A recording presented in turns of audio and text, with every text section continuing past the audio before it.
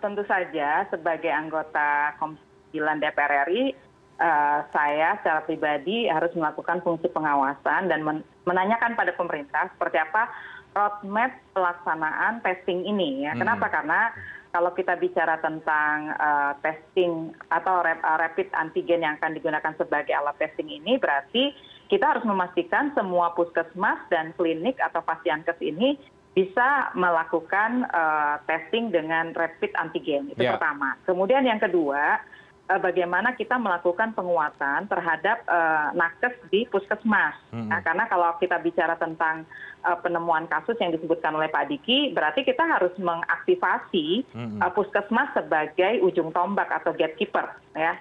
Nah, tentu kita juga harus meminta pada pemerintah membuka data. Ya. Mana sih zona yang memang harus diperkuat gitu ya testingnya.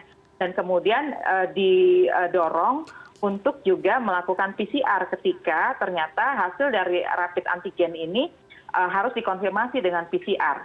Itu yang ketiga. Yang keempat, berikutnya adalah kecepatan data collection dari hasil PCR ini. Tadi juga sudah disampaikan oleh Pak Diki bahwa bukan hanya memperbanyak testing, tapi juga treatmentnya seperti apa. Karena ketika kita mendapatkan data dari rapid antigen dan bagiannya dikonfirmasi dengan PCR, berarti konsekuensinya harus ada isolasi, tempat isolasi, kemudian juga peningkatan kapasitas tempat tidur di rumah sakit atau di tempat layanan kesehatan. Dan yang tidak kalah penting, saya ingin menegaskan bahwa dalam rapat kerja kemarin disampaikan oleh Pak Menkes akan ada tambahan anggaran penanganan COVID. Jadi anggaran penanganan COVID ini kan luar biasa ya, kalau saya boleh katakan ini menjadi belanja kaget ya, yang angkanya besar gitu. Nah tentu ini harus bisa dijelaskan oleh pemerintah. Kalau kemudian diprediksi ada 1,7 juta kasus positif di tahun 2021, kemudian 1,7 juta ini dikalikan 15 kontak erat ya, ada sekitar 25 juta ya Bu Nadia ya.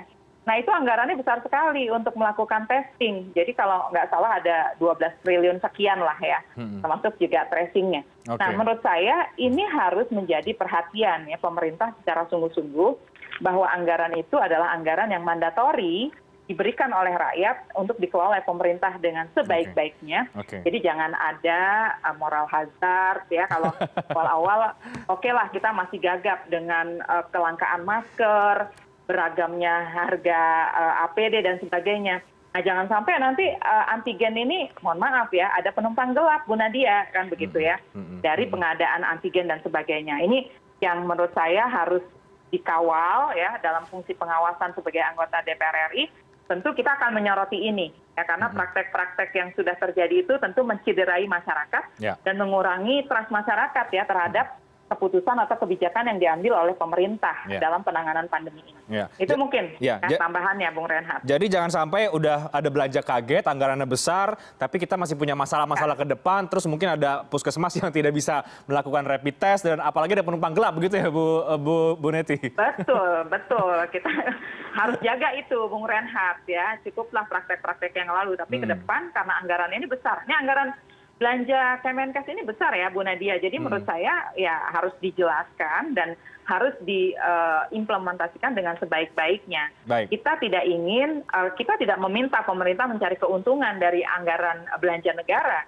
Dan juga nggak bisa seenaknya menggunakan anggaran, tapi betul-betul memang harus berkolerasi positif ya pada penurunan kasus positif COVID-19 di tahun 2021 ini. Kan kita sudah belajar selama 2020 kan, harusnya angka-angka itu di-exercise gitu ya, kemudian dievaluasi bagaimana caranya agar antara kebijakan dengan dukungan program ini sinkron begitu ya untuk bisa menurunkan kasus pandemi di 2021.